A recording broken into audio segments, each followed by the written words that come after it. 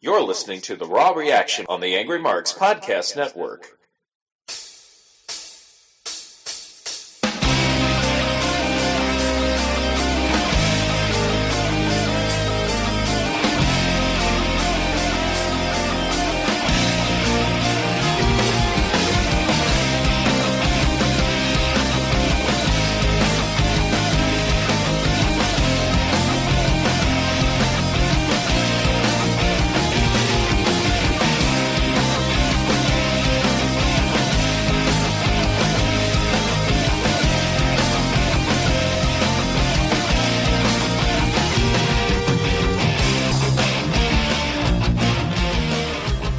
...2016 Royal Rumble in the books. One of our favorite shows of the year, right behind the night after WrestleMania. I'm talking about Angry Tensai and Big Dick coming at you for version 1000 plus of the Raw Reaction. Mr. Big Dick, how you doing tonight, buddy? Angry Tensai, as we were discussing before we got in the air, I am about 3/4 chub right now. It was a excellent pay-per-view last night, and a great follow-up on Raw this evening.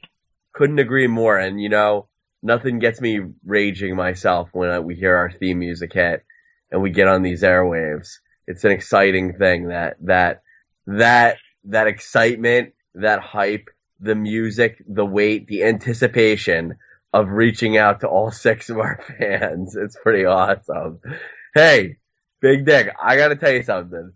I want to talk real quick about the Royal Rumble match itself. Not anything else Royal Rumble, but the match itself. So, I guess I am in the minority that I had no clue Triple H was coming out last night. So I was keeping track of who I thought was in the match. And when they got to 29, I'm like, okay, well, Sheamus and Wade Barrett didn't come out yet. So they're 29 and 30, pretty obvious. And right at that point, I kind of thought to myself, okay, it's definitely going to be Sheamus and Wade Barrett. Hopefully Roman Reigns doesn't come back out, and if he does, he just gets dumped right back out. So just at that point, Sheamus comes back in, Roman Reigns comes in like Super Cena, just starts killing everyone. And I'm like, oh man, I can't believe they're going to let this guy win 2 years in a row. I was more angry than the fans who were listening, who were in the crowd that were booing the shit out of it.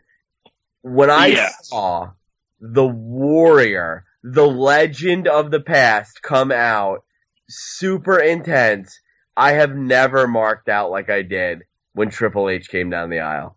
Wow. Yeah, I will tell you what, though. I was, while watching Rumble, me and Kev were discussing this a little bit, and when he just left for like a half hour during the match, it's ridiculous. And then decided to come back at like number 29.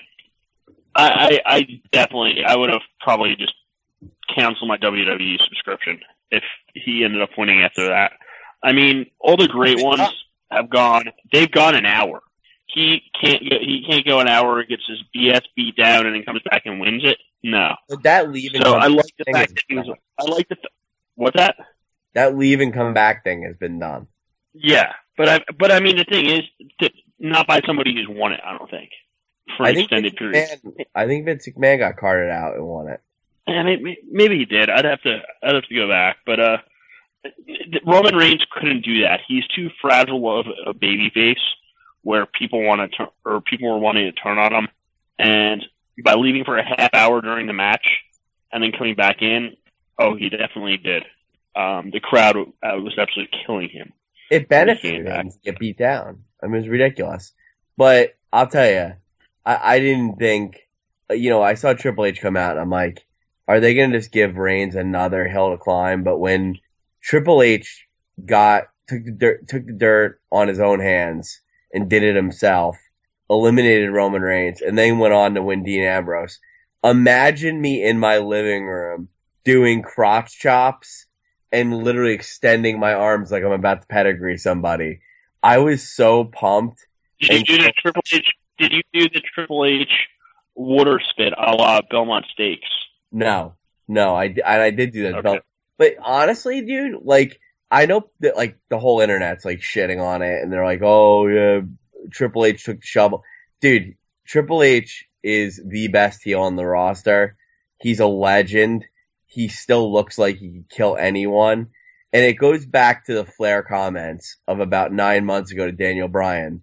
Daniel, do you really think that if Triple H was on the roster wrestling every night in his prime, that you would have won that match at WrestleMania? Don't fool yourself. You took on Triple H, the businessman. Well, for one night, Triple H had that look in his eye like he could do the unthinkable and win the title. And he did, and it was awesome. It was awesome. Flair won plenty of titles in his 40s. You know what? I'm cool with this. I have no problem with it. He looks like the champion, and he looked damn good tonight with the suit, rocking the title, saying he will be the champion until he lets someone know he's not going to be the champion anymore. I loved it. Yeah. The one thing that concerned me a little bit was there's a lot of talk about until my dying day and until my last breath. That gets me a little nervous after the Warrior. So I don't know. I'm a little scared that he's not going to make it to WrestleMania. But I mean, it was a sort of a eerie conversation or eerie pep talk there. I get it. He's into it. I get it. It's his life and everything. But too much death talk for me. So do you have any problem with Triple H as champion? What's that? You saw him start the show tonight. You heard his speech. You know the McMahons are proud of him. Do you have any problem with Triple H as the champion? You know what? While watching Raw, I didn't want to see him win it. Or I'm sorry, while watching Raw, I didn't want to see him win it. I wanted to see Dean Ambrose win it after Reigns got eliminated. I didn't really care as much. I just wanted to see Reigns out. So once Reigns was out, I probably wanted to see Ambrose. I thought they were going to put Ambrose over in it, so I would have liked to see that. So then Triple H winning it, I probably would have rather seen Ambrose win it. But you know what? Triple H is champion. He's been there 14 times. Like you said, mid-40s. I mean, I think Flair held the belt a couple times in his 40s. I think Batista was in his 40s. I mean, it's not that old when you're in freaking awesome shape. And yeah, well, clearly I'm the biggest mark out of anyone because I had no idea he was going to be in the match. I probably wasn't reading that piece of the dirt sheets because I really wasn't on him much. I had no idea he'd be in the match. I come to look at the odds after the pay-per-view, and apparently Triple H was the odds-on favorite to win the Royal Rumble. I didn't even know he was in it. So, you know what's awesome? I feel bad for all the little marks. Well, no, the smarks, because I'm a mark. I feel bad for all the little smarks that are in the know. They're like, oh, Triple H is going to come out, and they're going to give it to him, and then they're going to have the match at WrestleMania. It's like, dude, you guys ruin this shit for yourself because you read every frigging dirt sheet article and leak story. For me, I got to be a youngster again and watch one of my... You had to be 10-year-old angry Tensai with no internet. I was. Dude, I couldn't believe it. It's like 30. I'm like, Wade Barrett. Oh, this is going to be very uneventful. And Triple H comes out. I was like, wow, he's going to do it. He's going to do it himself. So apparently I was the only person who had no idea because everybody acts like they knew he was coming out. So I have no idea how I didn't even think of it, Vic. I didn't even think of him coming out. And I was just blown away. And to your point, when Roman Reigns got eliminated at 3, which I couldn't believe, and then the two of them were in the ring, I love Dean Ambrose, don't get me wrong, but I wanted to see Triple H finish the job at that point. I'm thinking, you already took out Reigns by yourself. I want to see you go all the way with it and take the belt. Dude, you know what? I'm tired of the fact people say, oh, well, legends can't hold the world title, or people that are, like, established because they don't need it. Bullshit, man. Champions draw. The guy who's your top guy. Put on the Rock. Same thing. Put on the Rock. He can hold it for a couple months. No problem with that. A couple years ago. I had no problem with that. I had no problem with that when they did. And I have no problem with that. And the thing is, just going back to what you're saying about the champions, look at all of the heels in the roster. There are a lot of heels in the roster right now, but none of them are anywhere as close as Triple H. I mean, you look at the League of Nations, which is a freaking stable of heels. You have Rusev, who might have held like the IC strap for a while. Barrett, who has held a couple like championships. Sheamus, who everybody freaking hates, and they had to get the belt off him as soon as possible. Right. And Del Rio, who is probably, I think Del Rio could be probably the best heel, and he's a great tech. I have no problem with Del Rio. I just don't know if he can carry a WrestleMania. He's like a great summer month world champion, but I don't know about being in the main event of WrestleMania. I'll say this, Vic. I want to, we're actually talking about Raw by virtue of Triple H's first segment, but, I know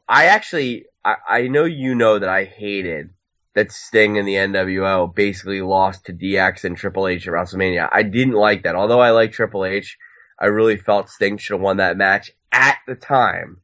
Now, I love that Triple H won at WrestleMania last year, because you could not have had this happen had he not beaten Sting. Now now there's honestly, I don't think it's a foregone conclusion that Reigns is going to go over him at WrestleMania if Reigns is the guy that's going to, in fact, get the title shot. I think it's a little too predictable. I wouldn't be surprised if somebody crazy turns heel and Triple H continues to be the champion and maybe loses the next night on Raw. But maybe Ambrose. It could be, or even Cena. I mean, it could be anybody. I don't see. I mean, I don't know. I think Triple H, he's different. He is one of the owners of the company now. I mean, he can book whatever he wants. There's no formula. The good thing is about having him involved with it is he has more of a say in booking. Like I agree. NXT, I'm starting to watch NXT. It's so much better. It's booked so much better than Raw. And you know what? It's not fair. It's not fair to say that necessarily, because Raw is 3 hours, NXT is an hour, and NXT goes through heavy edits. Raw's live, so it's definitely it's a little shitty to say that, but at the same time, like, we've talked about the downward spiral of Raw for the last pretty much since we started doing this show.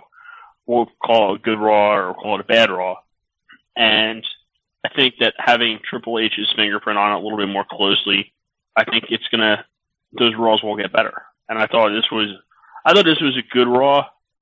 I didn't like at the end. I didn't like at the end of it when they set up the title match for Fastlane.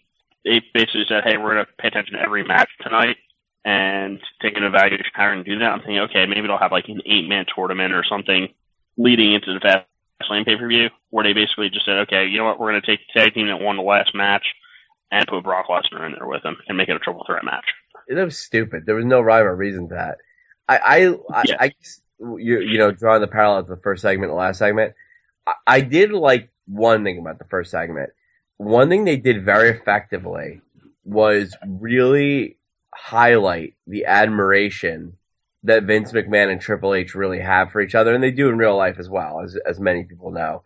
But it really explained why Triple H did what he did and why Triple H got the courage to put himself out there and go do it himself, by himself, and win the Royal Rumble. It was because he was so pissed off. He didn't care that he got beat up. I mean, he's a warrior. He's used to that. But when Vince McMahon, his father-in-law, who's like the god of WWE, his wife's father, was just beaten senseless, his kid's grandfather, he just decided he had to stick up for himself. That's almost face in itself, by the way. Honestly, it's almost face in itself. That he basically went and beat the shit out of the bully that beat up a 70-year-old man. Honestly, it's pretty friggin' noble in my mind. And Triple H embarrassed Roman Reigns. Let's not get it twisted. He embarrassed him last night at Royal Rumble. He not only made him go out there and won, but then he took him and threw him over the top rope himself and then took his title. That's what I'm talking about.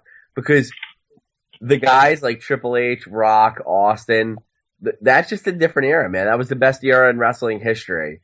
And those guys, they still look better than the guys on TV. Oh, yeah. Triple H and Rock are in better shape than anybody in the roster. It's unbelievable. But honestly, I thought the first segment was cool in establishing that. But I thought it was going to be interesting that, like, everybody has a shot at, the title, because we're going to evaluate you for this match for Fastlane that will determine the champion.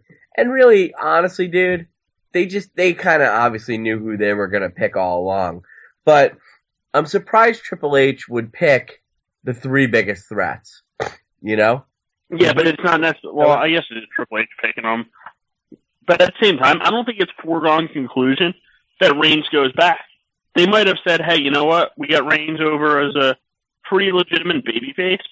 Let's give this push to Dean Ambrose now. And he wins.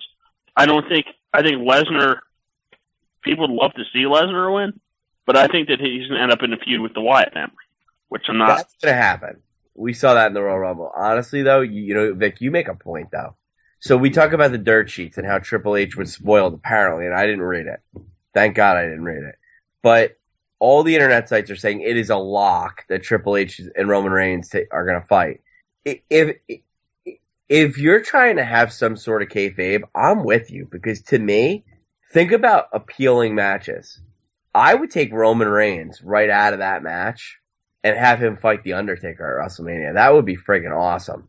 And then you have Ambrose maybe against Triple H, and Ambrose is in that Daniel Bryan role. You know, you're never going to beat me. You're never going to go over.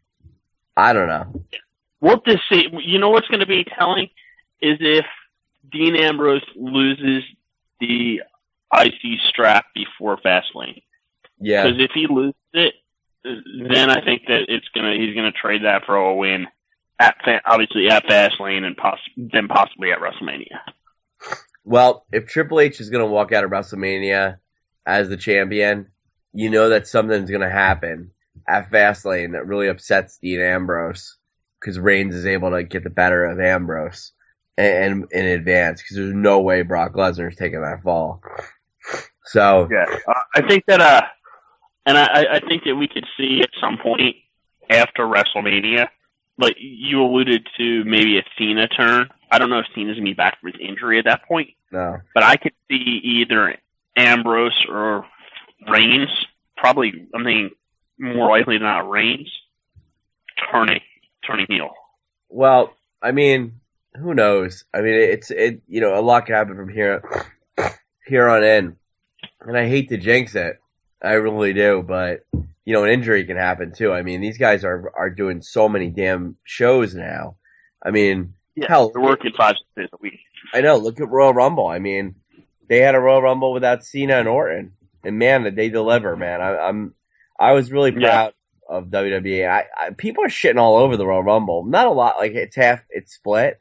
I'm shocked. I don't. If that didn't entertain you, I just don't know what will.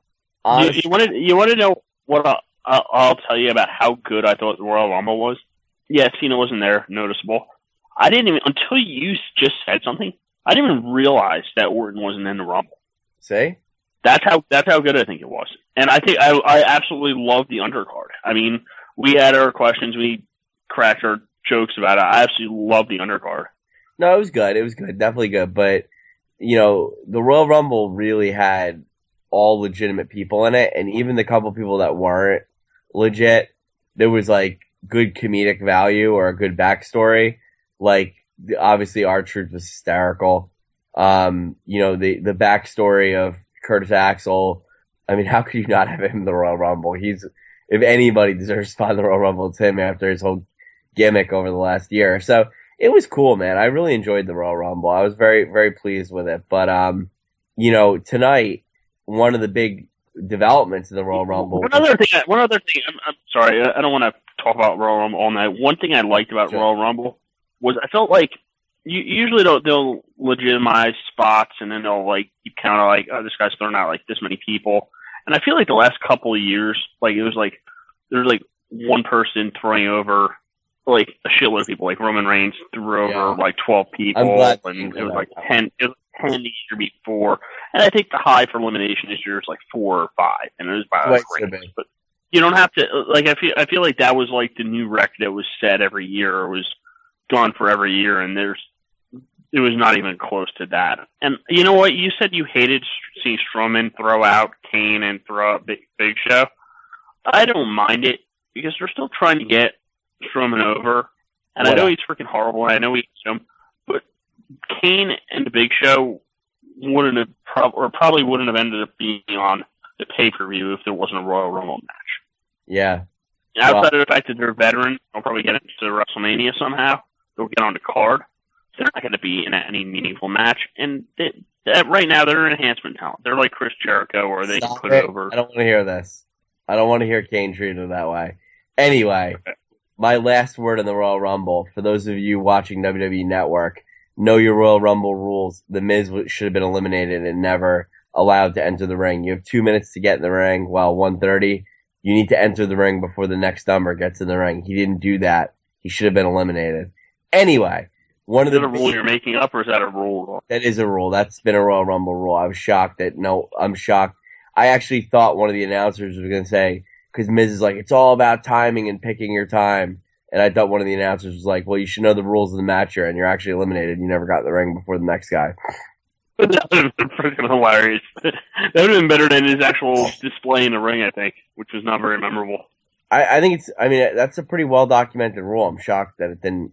Anyway, one of the big developments of the night was the debut of AJ Styles at Royal Rumble. Tonight on Raw, AJ Styles, who is the hottest free agent in the world, takes on Chris Jericho, a fanboy dream match. And I have to say, I was pretty excited myself when I saw the graphic. But one thing I noticed in the graphic, why did AJ Styles have his mouth wide open?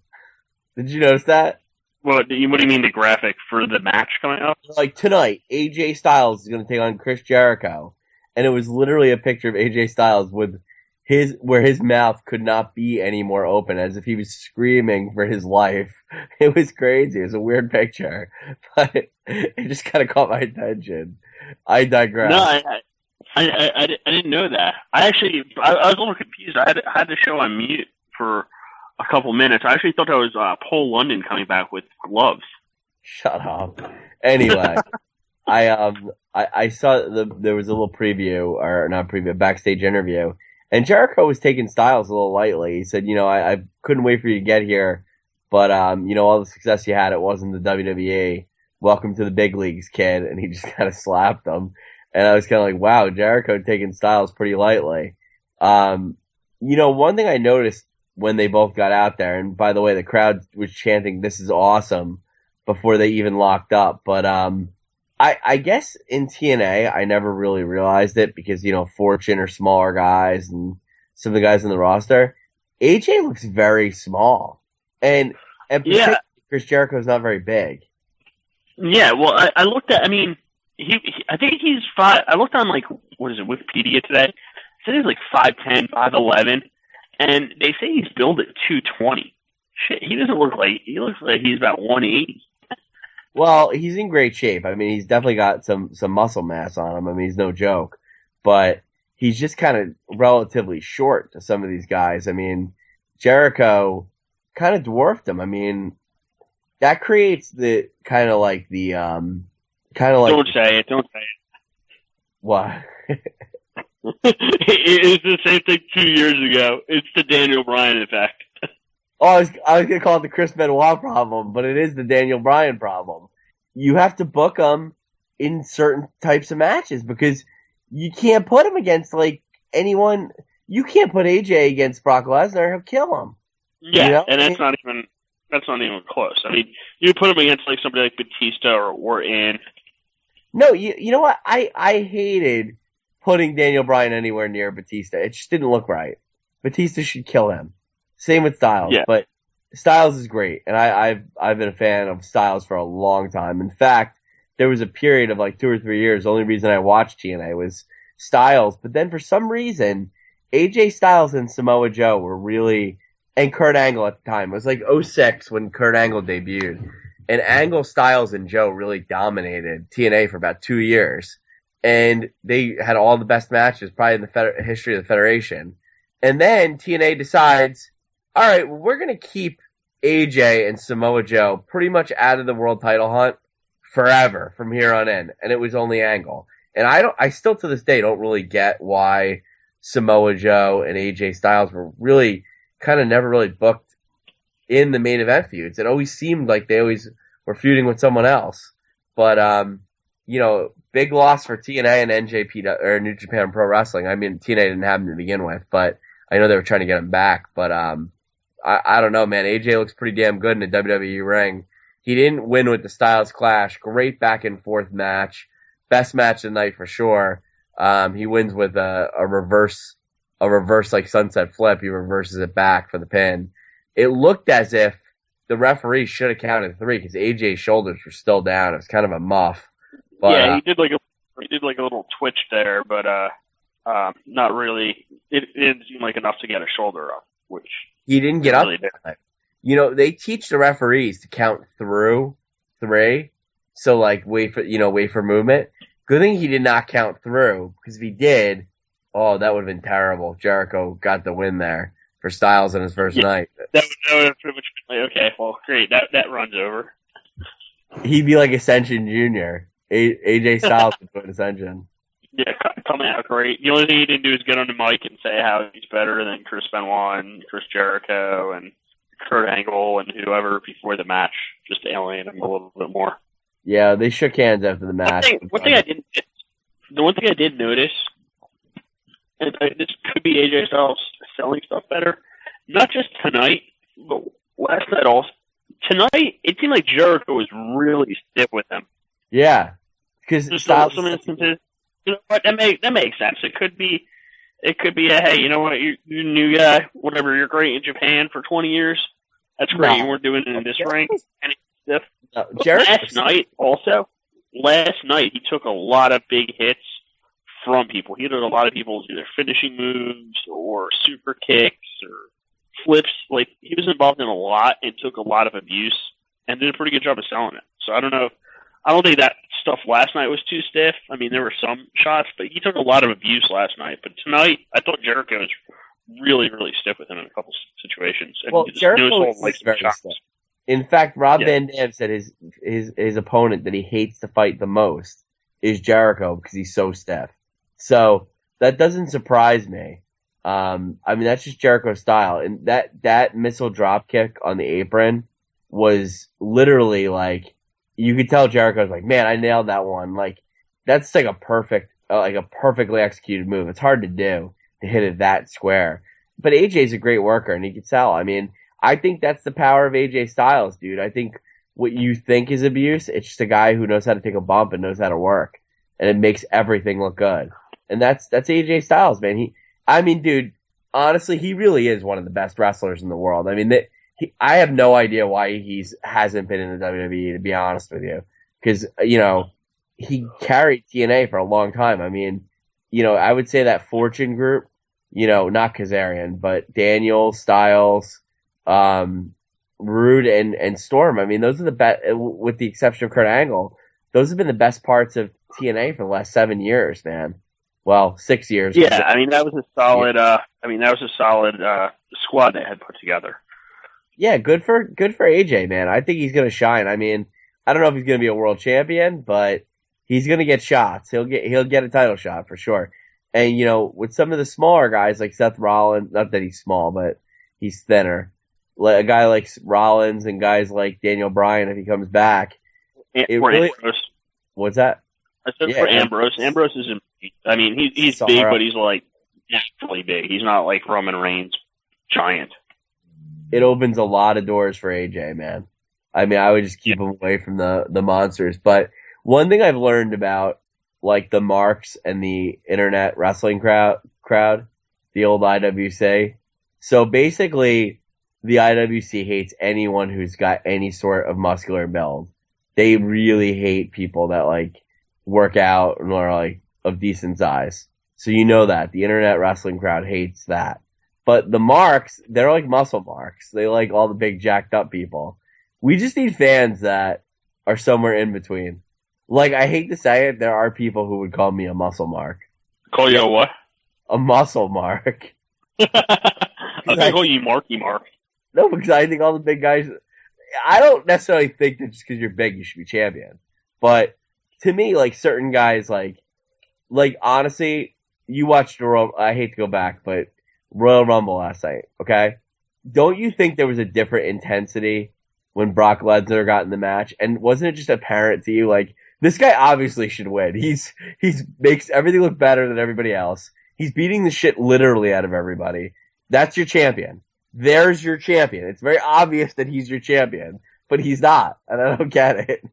Well, I think he's in like he is pretty much like in like the rarefied air of like The Rock or Cena, where he doesn't need to be in a championship match at WrestleMania to be one of the main events. He can fight Bray Wyatt for nothing, but like, hey, your guys, your family fucked me over at Raw or at the Rumble. He can fight him for that, and that'll be an awesome match. The title does nothing for him, and it really doesn't make a difference to have it on him. So I think that's obviously where it's going to lead with him. It'll be interesting to see what they do at Fastlane to lead up to it. The one thing that disappointed me a little bit was after he was eliminated by the Wyatt family, 3 of the members came back in to help Bray eliminate him. He got booted out of the match, and he's walking out under his own power. I think one ref was helping him a little bit. Why didn't he just run in and just take Wyatt out at that point? Oh, yeah, I know. I did the same thing. That was terrible. That was terribly written. I don't get it. I completely agree. No. Because then you basically have, then there's 100% there's your feud. It's not like, okay, well, he's going to come back in 2 weeks and explain how he's pissed off about that, and that's who he wants to fight. Whatever. I mean, I get that. They're staring down there. I'm not worried about that. If he does that, that's his answer right there, and they can build it up from here to WrestleMania. The Wyatts can't look weak, and that was part of the Bray Wyatt versus Kane match tonight. So the idea behind Kane was, and it's too bad a legend like Kane gets beat in 5 minutes by Bray Wyatt clean. I hated that, but they're trying to make him look like a threat to Brock Lesnar. Okay, so that's how you do that. And WWE is all about 50-50 booking. Kevin Owens last night loses to Dean Ambrose to the Intercontinental title. So what do they do tonight? He's got to get his win back against somebody comparable. He beats Dolph Ziggler clean. I mean, I don't know. It's just kind of like, he's coming off a loss. You don't need to put him right back out there. Owens, he went through a table. I mean, he had a tough night. I mean, I don't know. We're not going to forget that he lost, and we shouldn't forget he lost. It's okay to have decisive winners and losers. You know what I mean? Yeah. Or you know what? Even better, have him lose to Ziggler, then attack Ziggler after a match, and have Ambrose come in for the save. Then guess what? You have a triple threat match or something like that at WrestleMania between 3 great workers. The Social Outcast tonight cornered Florida, the rapper, who happened to be in Florida tonight. And as you know, Heath Slater has history with Flo Rida. He was attacked at WrestleMania 20 by him. So Flo Rida decides to come out and fight the Social Outcast after they challenge him. But right before he can get physical with Heath goes, hey man, we're going to have a rap battle. And he took on Bo Dallas. Now, I kid you not, and I'm not just saying this, honestly being serious, I thought this was going to be ridiculous. It was ridiculous. But I was actually surprised. Flo Rida actually can't rap. Like, I think Bo Dallas actually beat him in the rap-off. I don't know if Flo Rida just got nervous being in that, like, wrestling environment, but he actually got beat at rapping by Bo Dallas. I've never seen anything like it in my life. Yeah, that was pretty, that was pretty weak. I thought he would have had like a John Cena-esque rap to really just freaking tear into him. Obviously, this was booked well ahead of time. John Cena is a good rapper. Like, and I'm not saying like his music's good, but like he actually can like battle rap. He's like really good at it. I've seen stuff on TV and stuff. Like, he's really good at it. Like, this was pathetic. This guy's supposed to be like the real deal. John Cena's like an exhibitionist. This was unbelievable. I mean, it was embarrassing. Flo Rida has lost some street cred in your eyes, is what you're saying. I thought he would start ripping out rhymes. I mean, and it was like lame. It was like trying to get cheap pops in the middle, and the crowd was booing him. It was very uncomfortable. Well, the Social Outcasts, they wound up losing to the Dudleys, who Flo Rida brought down to the ring. Forget all that. But did you hear about the punk ass from Tough Enough that big goon that got caught by the Packers in like a week, that won Tough Enough. I'm not even going to say his name. He was calling the social outcast jobbers over Twitter. Like, dude, are you stupid? Like, Curtis Axel and Heath Slater have been on the roster for like years, dude. And they've held multiple tag team titles each. Like, you gotta go in that locker room. So, the social outcasts, basically, Heath Slater kind of like went out of character and called him a douchebag. And then Cody Rhodes came out and said, you know what, have fun getting dressed in the hallway, dick. And since then, the dude shut down his Twitter. Cody Rhodes had to take his post down. And Kevin Owens did the same thing. He said to a fan, he said, you know, don't worry about a guy like this. He's gonna fizzle out, and if he doesn't, we're gonna make sure he does anyway, or something like that. So it was pretty bad. He's gonna get killed, dude. He's a moron. Yeah, that's pretty. Show. That's pretty stupid. I mean, you know what? It's not showing characters respect, but in the back, I mean, shit, you gotta earn your stripes, and I hope that people like AJ Styles realize that too, because if not, I think it. You don't think AJ Styles understands that? He understands. No, he hopefully he does, because he took some hits from hits from Jericho. So, dude, he's friends with like everybody on the roster. He knows all those guys from like Ring of Honor and New Japan. I don't think anyone has heat with AJ Styles. No way. Everybody's excited. Just John Cena. It's fun. It was pretty funny. I don't know if you saw between all the chants for AJ Styles last night. When I watched the Rumble again, and after he got eliminated by Kevin Owens, I think. Who's his he was walking out. He was walking out of the ring, and what the hell's his name? The crazy looking Wyatt one. What the fuck was his name? Not Rowan, and not Strowman. Harper. Luke Harper.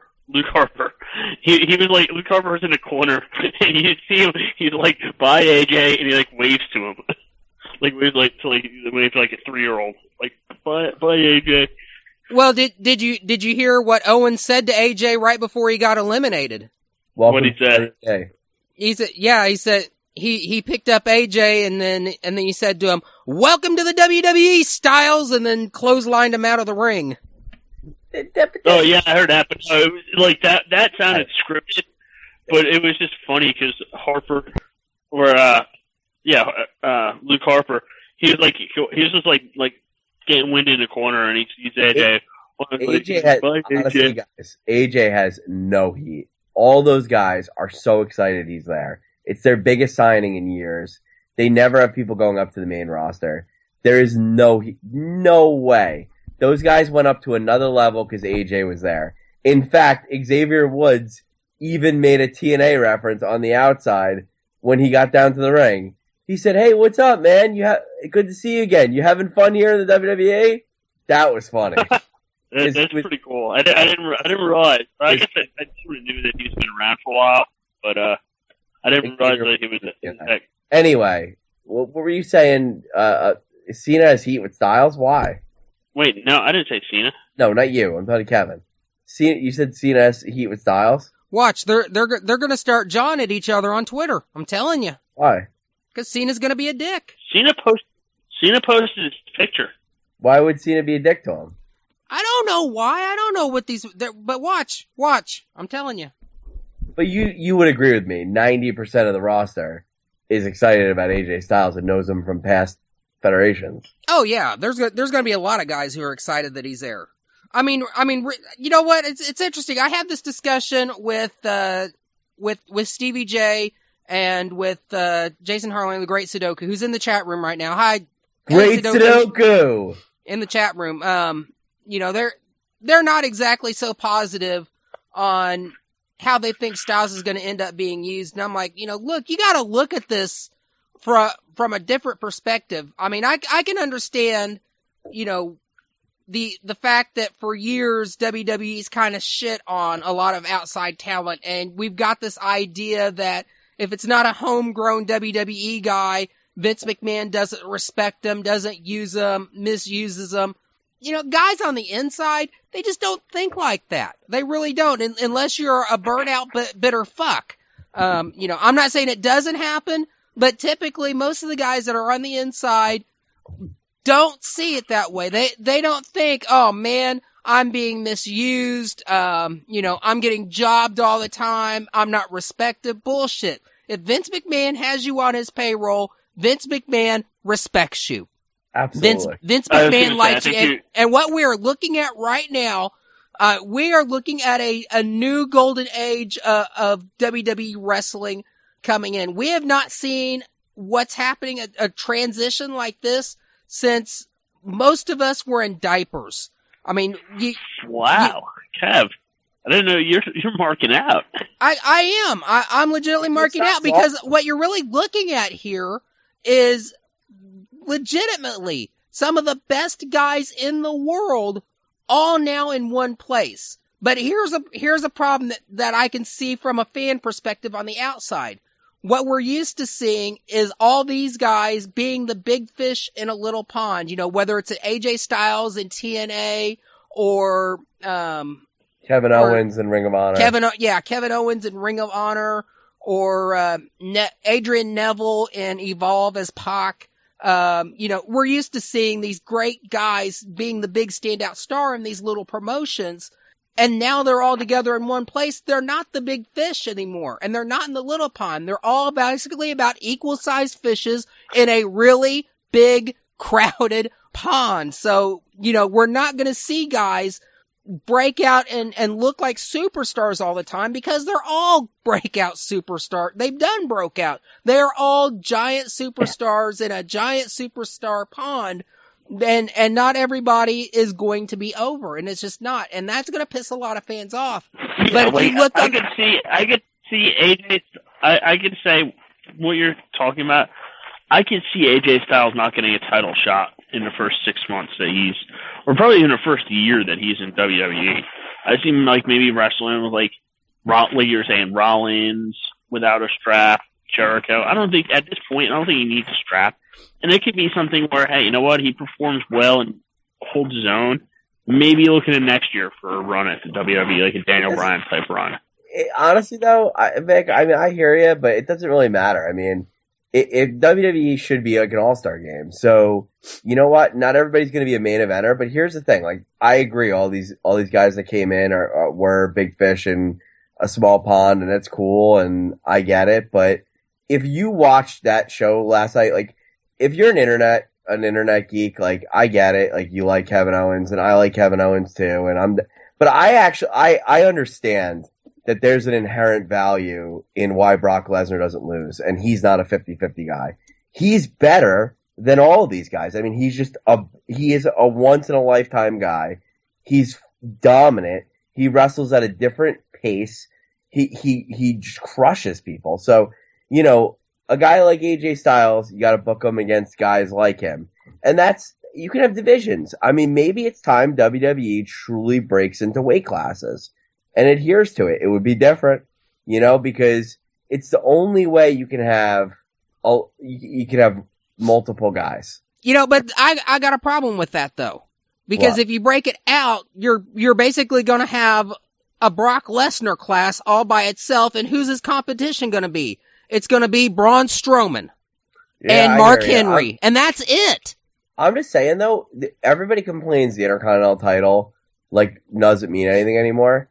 You now have so many guys that you can make it mean something, So, I don't know. I'm okay with the roster the way it is, and like I've told you, I've said, I think, talent for talent, I think Adrian Neville's probably the best wrestler I've seen. He's awesome, but he shouldn't be the world champion, and he never should get that run. I mean, it's just maybe he'll be an Intercontinental champion for a long time, and that's okay. Not everybody has to be a main eventer.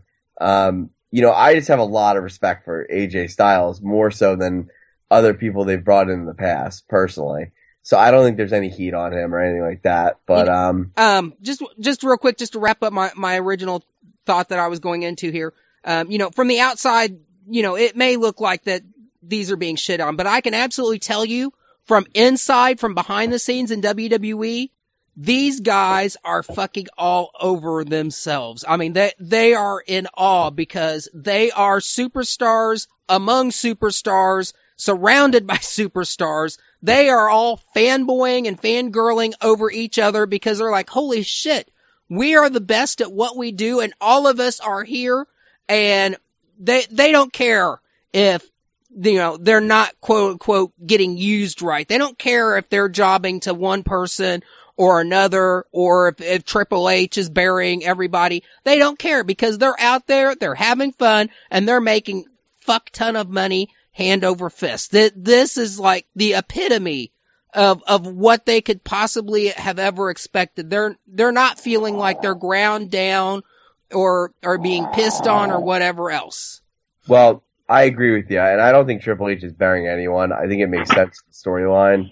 But when you look at a guy like Roman Reigns, I don't really see how he fits as a top guy, given because he doesn't he can't. In my mind, he shouldn't be a top guy with the roster of athletes they have right now, because it's not like he brings anything unique on the microphone either. He's in a tough spot, I think. I just don't see the staying power for Roman Reigns. He's gonna be like sort of Rusev's push, where he got pushed to the top, or sort of like Ryback's push, where he's pushed to the top, and then you can't have a feud with like Neville or something after that. You're gonna have a feud with like somebody bigger, like Cesaro, or it's gonna be hard for him. Maybe even like Kevin Owens, but it'll be hard for him to do that because he's been to the top and had his hits and had his misses. So you can't go put him against somebody like necessarily like Ziggler in an opening match. Yeah, true. Well, I mean, I don't know. When you think about guys like The Rock, Triple H, or even John Cena, you know, these guys are very talented on the mic. I just don't think Roman Reigns brings a lot to the table. So we'll see what happens there. I do want to talk about the Divas before we get out of here tonight. I was very pleased to see Sasha Banks finally made her move on the title. Last night, Charlotte beat Becky Lynch, very controversially, thanks to Ric Flair throwing his jacket over Becky Lynch's face. Did the referee not somehow see that? I skipped this. It doesn't matter anyway, because if he saw it, he would disqualify Flair and Charlotte. So the result, either way, doesn't matter. So, you know, the only thing that would have happened with the ref could have ejected Flair, but it was damage was already done. So the point being is Sasha Banks came out at the end of the match, and she was just like, you know, I'm ready for a title shot, and she beat up Becky Lynch and Charlotte, made Charlotte tap. Sasha tonight took on Becky Lynch, and then Charlotte returned the favor. So it looks like, unfortunately, before we get that Charlotte Sasha Banks one-on-one that we've all been clamoring for, that looked like it was on the road to WrestleMania anyway, it looks like we're going to see a triple threat match where I think Charlotte will probably keep the title another month by pinning Becky Lynch again, but never pin Sasha. And now you have your heat for that WrestleMania match. So it looks like that's the way they're going, but it's great to see these girls as the three that are really on the main forefront. Nikki Bella obviously is having surgery today. She's very poorly injured, and supposedly she may never wrestle again. So it kind of sucks that that's how you get her out of the title picture. But so Angry Tensai, what do you think about Sasha Banks? Is it going to be Charlotte main event WrestleMania for women's, or not main event, but WrestleMania women's title? Just them, or do you think Becky Lynch will be involved? You were totally sleeping. I probably was. Unless I'm having like deja vu, you were sleeping. I said big dick. I said that it appears at Fastlane that to buy another month to WrestleMania, they're gonna have Lynch versus Charlotte versus Banks, and I would assume Charlotte will somehow win, but not pin Sasha Banks, and therefore it would set up the heat to build into WrestleMania, which explains why Becky Lynch got kicked last night by Sasha and then was involved again today. Got it. Now, did you know, and I'm going to thank Wikipedia again for this, I was busy today. Did you know that, what's her name? Flair's daughter Charlotte is actually 29 years old and has been divorced twice. She was married to a member of the Ascension. Did you know that? No, I didn't know that. So it was Connor and Victor, or was it? No, the guy who plays Bram. It wasn't one of them, was it? The guy who plays Bram in TNA. He I forgot the other guy. What his TNA? What his NXT name was? He was. They were better than Connor and Victor for sure. Not by much, but by a little bit. That guy was married to I'll put it in Connor and Bram. What was his name in NXT? He was supposed to be in the Ascension, but he got the DUI. Connor and Cameron, that's right. Kenneth Cameron. But and then then Bram just got arrested for beating the shit out of his new girlfriend. I know. I wonder if he beat up Charlotte. That'd be interesting. Her first husband, I don't think it was a wrestler or something. I don't know. It was like some weird. I forget the guy's name, but she was married to him for like a year or something. Well, he was married to Charlotte, and not anymore. That means he did. That means he did things to Charlotte that I would definitely put up with Charlotte to do things to me. Charlotte being married twice and is only 29 and divorced twice. That's a red flag. She's probably crazy like her father. That's a really big flag. Well, you know what it was? Her ex-husband actually got or I think Charlotte got arrested, but it was a fight between her dad, and her ex-husband, which is definitely some you know what it is though, like, shit with these wrestlers though. I mean, I hate to say this because here I go, I'm gonna get myself in trouble. They're such deviants though. I mean, they really are by nature. The majority of them are on the roster for no longer than maybe 2 to 4 years. So a lot of them don't own anything. So they're not accumulating property. Like, they're not all established like John Cena, where they have their house, or Rusev, who buys a house. A lot of them are literally like, normally they live out of an apartment in whatever city they like, but they're traveling all year round. And, they're always in gyms. They're always in hotels. There's always alcohol around, and they're younger. And what happens is they all hop in bed with each other, and that's where the ring rats and all that shit comes from. And you know what, man? It doesn't surprise me this stuff happens. I mean, I'll tell you right now, I mean, does Ava Marie's husband really feel good that she's on the road with all these people? Come on, man. Not a good thing. Not a good thing. Yeah, I don't know if I could date a chick who was on the road with all these jacked up guys with fucking booze and whatever. The thing is, though, dude, they're not hiring like little hotties anymore. They're hiring actual workers. So unfortunately for the wrestlers, they're not going to have, little attractive ring rats to take down anymore. Yeah, well, that's the thing. I was a little surprised because there's more talent in NXT than there is in WWE right now, as far as looks, I think. Nah, I disagree. I think it's kind of split right now. You have I disagree with you. Right now in WWE, you have 5 really good women's workers. Actually, I'd say 6. You have Natalya. I'm not talking about workers. I'm talking about chicks own a bank. Oh, yeah. NXT's loaded, dude. Oh, yeah. I agree, man. NXT's got tons of them. And none of them win. That's the best part. All the hot chicks just get jobbed, dude. You got Alexa Bliss. You got the one that keeps changing her name every week. That's from New Jersey. You got. There's like 4 girls. I think she's a favorite. I like Alexa Bliss too. There's like 4 girls that are like rotating jobbers they keep bringing in, and they're hot, all of them. I'm with you, dude. Yeah, exactly. It's like holy shit, what talent. What absolute talent. Emma and Dana Brooke are pretty hot. Yeah, Emma still has, I don't even get Emma. She still has her stupid Starver music, but now she's like a mega heel. That's right. Carmella's hot too. So yes, if you're talking about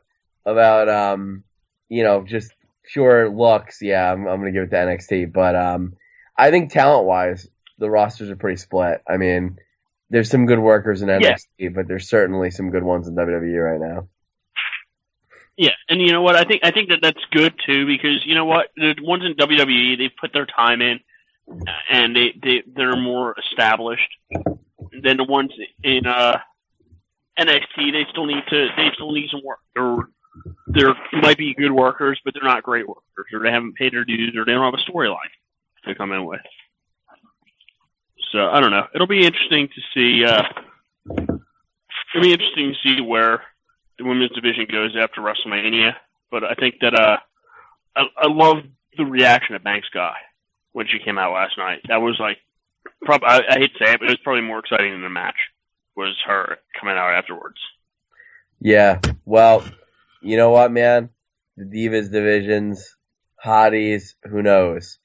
They could be one short, man. It's not looking good for Nikki Bella. So, hey, who knows, man? That whole family could be out of wrestling soon. I don't know if Brie Bella is going to want to be around if Daniel Bryan can't go either. So, who knows, man? I don't like by injury, man. It's one thing when people get caught.